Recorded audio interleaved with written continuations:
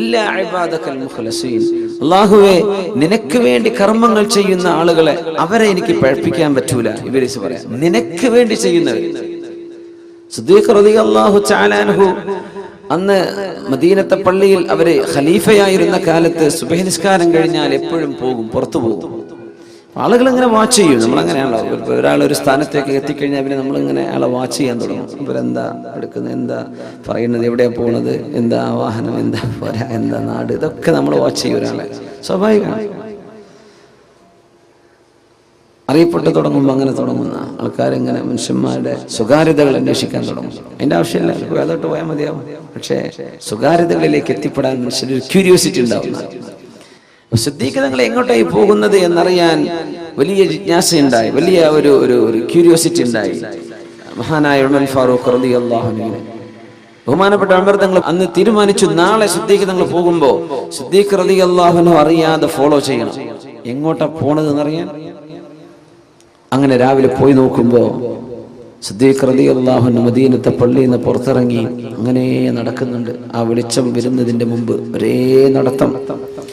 നടന്ന് ഒരുപാട് ദൂരം എത്തിയപ്പോ ഏതോ മരത്തിന്റെയും പാറിന്റെ ഒക്കെ മറ പിടിച്ച് ഉമർ തങ്ങൾ കുറെ ദൂരത്തുകൂടെ സിദ്ദീഖ് തങ്ങൾ കാണാതെ പിന്നാലെ പോകുന്നുണ്ട്.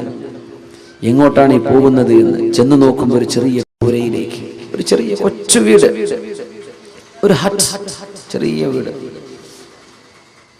ഒരു മണിക്കൂർ സമയം കഴിഞ്ഞപ്പോ പുറത്തിറങ്ങി വന്നു, തിരിച്ചു മദീനത്തേക്ക് പോകുന്നുണ്ട്. ഉമർ തങ്ങൾ ഒളിച്ചിരുന്നതാണ്. അങ്ങനെ കുറച്ചു നേരം കഴിഞ്ഞ് അവിടെ ചെന്ന് ചോദിച്ചു വീട്ടുകാരോട്, അസ്സലാമു അലൈക്കും. വീട്ടിൽ നിന്ന് വൃദ്ധയായൊരു ഉമ്മൂമ്മ, അലൈക്കും അസ്സലാം, വാതിൽ തുറന്നു കൊടുത്തു. നോക്കുമ്പോ ഈ ഉമ്മാക്ക് കണ്ണ് കാണൂല, കണ്ണ് കാണാത്തൊരു ഉമ്മയാണ്. ആരെ ചെയ്യുന്നറിയോ? രാജ്യത്തിന്റെ പ്രധാനമന്ത്രി എന്നൊക്കെ പറയുന്ന പവറിലിരിക്കുന്ന അബൂബക്കർ സിദ്ദീഖ് റളിയല്ലാഹു അൻഹു, പ്രസിഡന്റ് ഓഫ് ദ കൺട്രി. അത്രയും വലിയ സ്ഥാനമാണ് അന്ന് ഖലീഫ. ആ ഖലീഫ ഒരു കരിമ്പൂച്ചകളോ ഒരു സെക്യൂരിറ്റിയോ ആരില്ലാതെ ഒറ്റയ്ക്ക് പോയിട്ട് ചെയ്തു വന്നൊരു കർമ്മം ഉമർ തങ്ങൾ കണ്ടുപിടിച്ചതാണ്. ഇത് നിങ്ങൾ ആരോടും പറഞ്ഞിട്ടില്ല. ഉമ്മ, ഇവിടെ വന്നു പോയ ആളാരെങ്കിലും അറിയോ? ഇല്ല മോനെ, എനിക്കറിയൂല. ആളെ പേര് എനിക്കറിയൂല, പറഞ്ഞു തന്നിട്ടില്ല. ആളിപ്പോ എന്താ ഇവിടെ വന്ന് ചെയ്തത്?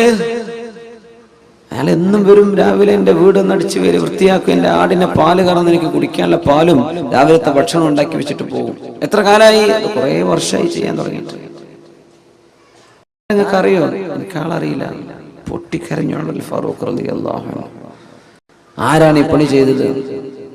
നമ്മുടെ ഒരു പഞ്ചായത്തിന്റെ വാർഡ് മെമ്പർ ഈ പണി ചെയ്യും. ഇങ്ങനെ ആരും ഇപ്പോൾ മിനിമം 4 ഫോട്ടോഗ്രാഫർ അപ്പം കൊണ്ടുപോലും നമ്മള്.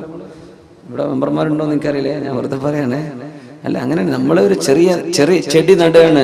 ഒരു ചെറിയ ചെടിയുടെ അതിങ്ങനെ പിടിച്ചിട്ട് അപ്പതാ മന്ത്രി നടുന്നു. മന്ത്രി നട്ടിട്ടുണ്ടാവില്ല, അത് പിടിച്ചിട്ടേ ഉണ്ടാവുള്ളൂ. മന്ത്രി കൊടുത്ത് അപ്പതാൻ അടുത്ത കൊടുത്ത് വെച്ചിട്ടോ എന്ന് പറഞ്ഞ് പോയിട്ടുണ്ടാവും. നമ്മളെന്താ ഫോട്ടോ ചെയ്യാ?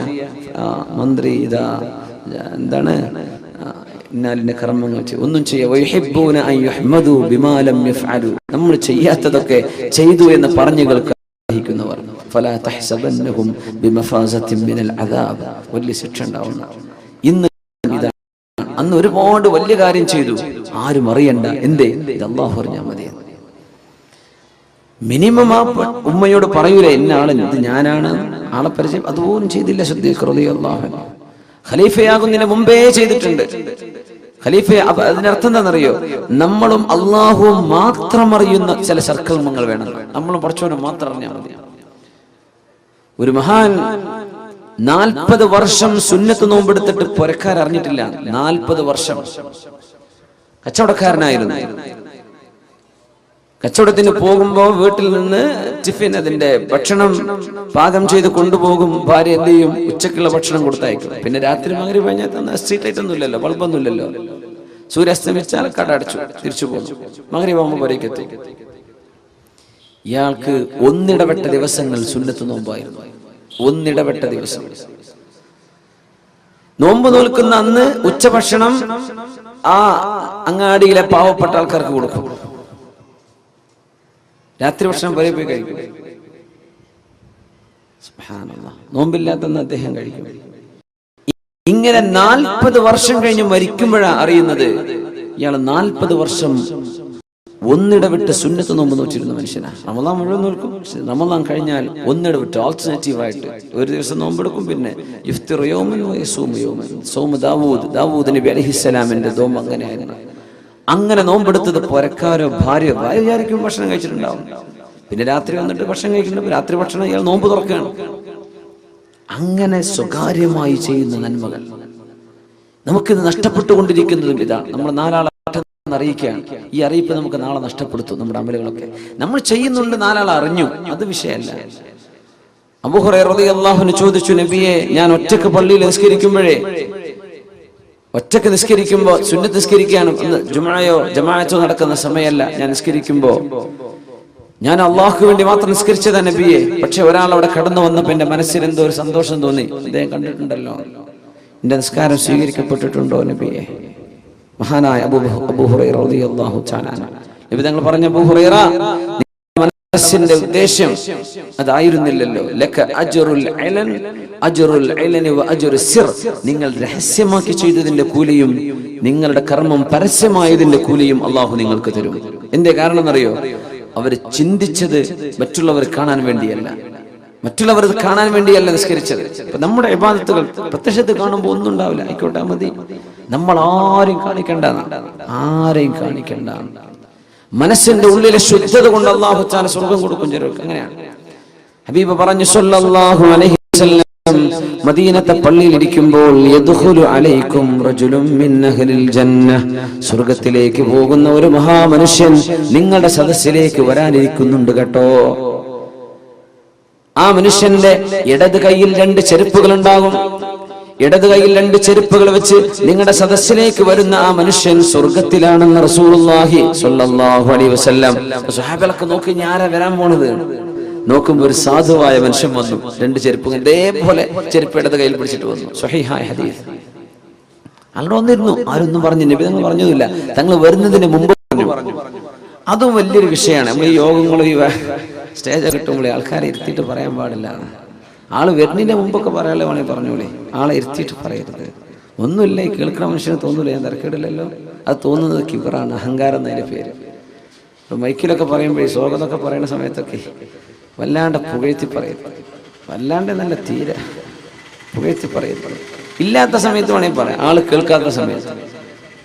അങ്ങനെ പറയേണ്ട ഉദ്ദേശം നമ്മളങ്ങനെ പറയാം. ഇരുത്തിയിട്ട് എങ്ങനെ പറയാം? ഇവർക്ക് ഇരുത്തി പറയണത് ഇഷ്ടമില്ലാത്തതുകൊണ്ട് ഞാൻ പറയണില്ല, എന്നാലും 2 വാക്ക് പറയട്ടെ. എന്താ പറഞ്ഞത്? അപ്പൊ നമ്മൾ അങ്ങനെ മനുഷ്യന്മാർക്ക് അഹങ്കാരം ഉണ്ടാക്കും. ഒരാൾ ചെയ്തത് അള്ളാഹ്ക്ക് വേണ്ടി ചെയ്തതായിരിക്കും. നമ്മൾ പള്ളിക്ക് ഒരു 10 ലക്ഷം ഒരാൾ തന്നു വിചാരിക്കുക, ഉദാഹരണം പറയാം. മുപ്പരത് അള്ളാഹ്ക്ക് വേണ്ടി ചെയ്തതാ. പക്ഷെ നമ്മൾ പറഞ്ഞിട്ട് മുപ്പർക്ക് സ്വീകരണം, ഒരു അവാർഡും ഒരു പൊന്നാടയൊക്കെ അണിയിക്കുമ്പോൾ, യാ അള്ളാ, ഞാൻ ഇപ്പൊ ചെയ്തത് ഉഷാറായിക്കണല്ലോ എന്ന് ഇയാൾക്ക് തോന്നിയാൽ ആ കൊടുത്ത പൈസ പോയി. അപ്പൊ നമ്മൾ ഒരാളുടെ സൽക്കർമ്മം നഷ്ടപ്പെടുത്തും. ഇപ്പൊ പ്രത്യേകിച്ച് മൈക്കൊക്കെയുള്ള കാലല്ല, അങ്ങനെ പറഞ്ഞു എന്താ അനൗൺസ്മെന്റുകളൊക്കെ. അപ്പൊ നമ്മൾ അങ്ങനെ വല്ലാണ്ട് മനുഷ്യന്മാരെ പുകഴ്ത്തരുത്. മുഖത്ത് നോക്കി മൂമേ താരീഫ് കർണ ഖത്ൽ കർണേക്കാ ബറാബർ, അങ്ങനെ പറയാം. മുഖത്ത് നോക്കി പ്രശംസിക്കുന്ന ഒരാളെ കൊല്ലുന്നതിന് തുല്യാണെന്നാണ്. അങ്ങനെയാണ് നമ്മുടെ സംസ്കാരം. ഇന്നങ്ങനല്ല, മുഖത്ത് നോക്കി പറയാതിരുന്നാൽ കൊല്ലുന്നതിന് തുല്യാണെന്ന് അല്ലേ. ഇരുത്തിയിട്ട് ഇന്നെ പറ്റി ഒന്ന് പറഞ്ഞു, എന്റെ പേരെന്താ ഇവര് പറഞ്ഞിട്ടില്ലേ? അവര് ചെയ്തതിന് അല്ലാഹു കൂലി കൊടുക്കട്ടെ. അവരുടെ അഭാവത്തിൽ പറയണം, അവരിരുത്തിയിട്ട് പറയാൻ പാടില്ല. ഒന്നുമല്ല, വെറുതെ ഒരു ഗൾഫുകാർക്കാണ് അസുഖം, പ്രവാസി സംഘടനകൾക്കൊക്കെയാണ് ഇതിൻ്റെ അസുഖമുള്ളത്. വല്ല ഇവിടെ പറയേണ്ട ആവശ്യമില്ല. ഗൾഫുകാർക്ക് വന്ന ഒരു അസുഖമാണിത്. വല്ലാണ്ട് ഈ ഫോട്ടോത്തിന് മുമ്പിൽ നിന്ന് കൊടുക്കുക എന്ന് പറഞ്ഞാൽ, 4 ആളെ അറിയിക്കുക എന്ന് പറഞ്ഞത് ഒരു അസുഖമാണ്. എന്താ ചെയ്യുക? ഓരോരോ അസുഖം, നാട്ടിൽ കുറേ അസുഖമല്ലേ, അതിൽപ്പെട്ട ഒരു അസുഖം ഗൾഫുകാർ കിട്ടിയത് അതാണ്. ഈ ഷോക്കേസ് ചെയ്യുക, ഷോ ഓഫ്. കുറച്ചും കാക്കുമാറാകട്ടെ, അള്ളാഹു കാത്തു രക്ഷിക്കട്ടെ. അങ്ങനെ ഉണ്ടാവാൻ പാടില്ല.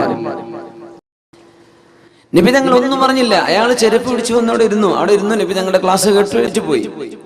2ാമത്തെ ദിവസം തങ്ങൾ ഇതേ വാക്ക് പറഞ്ഞു, യദ്ഖുലു അലൈക്കും റജുലുൻ മിൻ അഹ്ലിൽ ജന്ന. സ്വർഗ്ഗവാസിയായ ഒരു മനുഷ്യൻ കടന്നു വരാനിരിക്കുന്നുണ്ട്. യഹ്മിലുന അലൈഹി ബിയസാരി. ഇടത് കൈയിൽ തന്റെ ചെരുപ്പുകൾ പിടിച്ചിട്ട് വരുന്നുണ്ട്. ഇതേ ആളാ പിറ്റേന്ന് വന്നു, അങ്ങനെ തന്നെ വന്നു. 3ാമത്തെ ദിവസവും ഇത് ആവർത്തിച്ചപ്പോ മഹാനായ അബ്ദുല്ലാഹി ഇബ്നു അംർ ഇബ്നുൽ ആസ് റളിയല്ലാഹു അൻഹു, യാ അല്ലാഹ്, ഈ മനുഷ്യന്റെ പിന്നാലെ ഒന്ന് എനിക്ക് കൂടണം. ഇയാൾ ചെയ്യുന്ന മഹാകർമ്മം എന്താണെന്ന് എനിക്കൊന്ന് അറിയണം. സ്വർഗത്ത് പോകുന്ന ഉറപ്പുള്ള ഈ 10 സഹാബികൾ, നമ്മൾ അശ്റത്തുൽ മുബശ്ശരീൻ എന്ന് പറയില്ലേ, സ്വർഗത്തിൽ പോകുന്ന 10 പേർ, അത് ഒരു ഇരുത്തത്തിൽ നബി തങ്ങൾ ഒറ്റയടിക്ക് പറഞ്ഞ 10 പേരാ. ഒരുപാട് ആളുകൾക്ക് സ്വർഗം പറഞ്ഞു കൊടുത്തിട്ടുണ്ട് റസൂലുള്ളാഹി സ്വല്ലല്ലാഹു അലൈഹി വസല്ലം, ഒരുപാട് ആളുകൾക്ക്. അതിൽപ്പെട്ട ഒരാൾ ഇയാളാണ്.